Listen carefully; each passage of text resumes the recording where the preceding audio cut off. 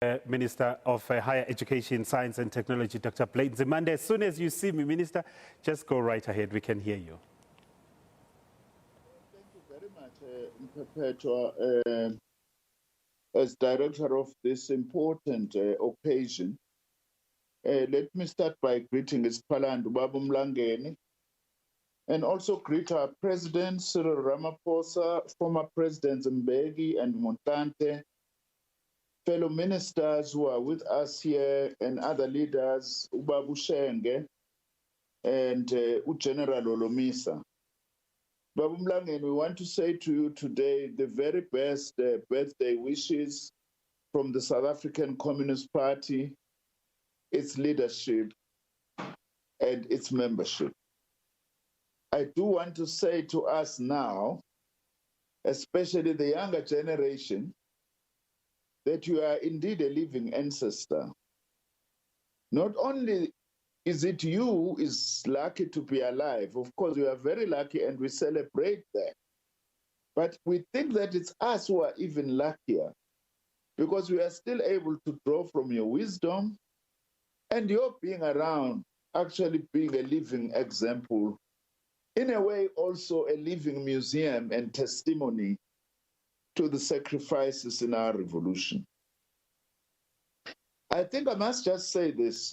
Former President Mbeki, of course, had tons of personal experiences with you.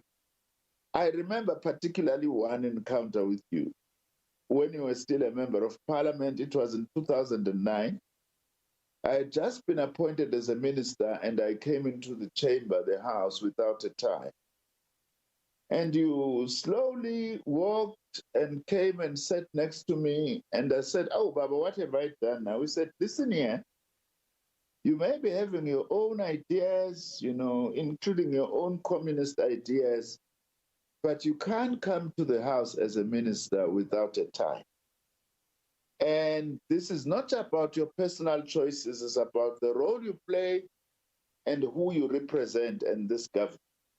You'll be pleased to know since that day I've never gone to the house as a minister without a tie.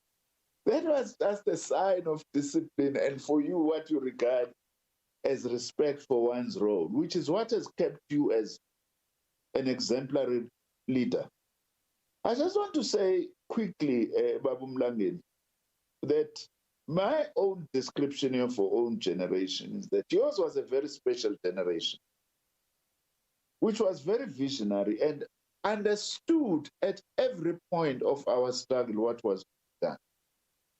Whether in initiating the formation of the ANC Youth League in 1944, the Defiance Campaign in the 1950s, and of course, even the decision to start the armed struggle in the early 1960s.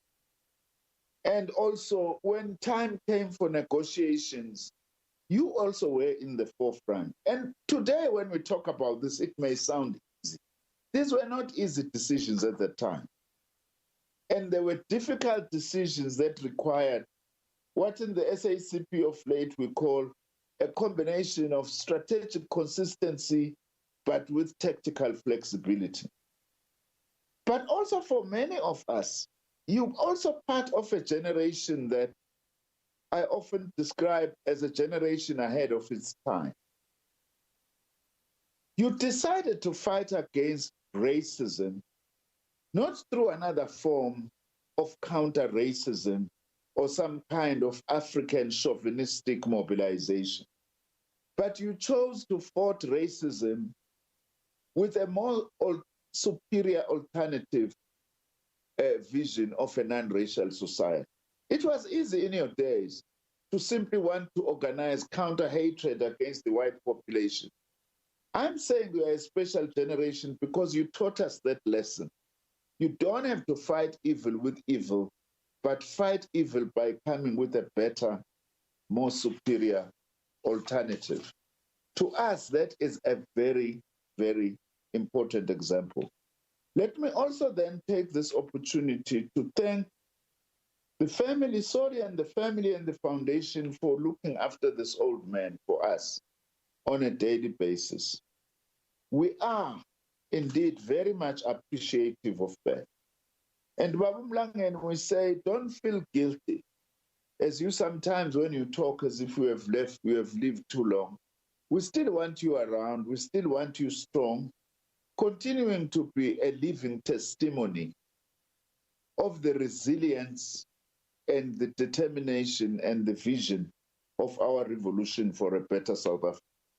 Unwele lute baba, siyabonga kakhulu.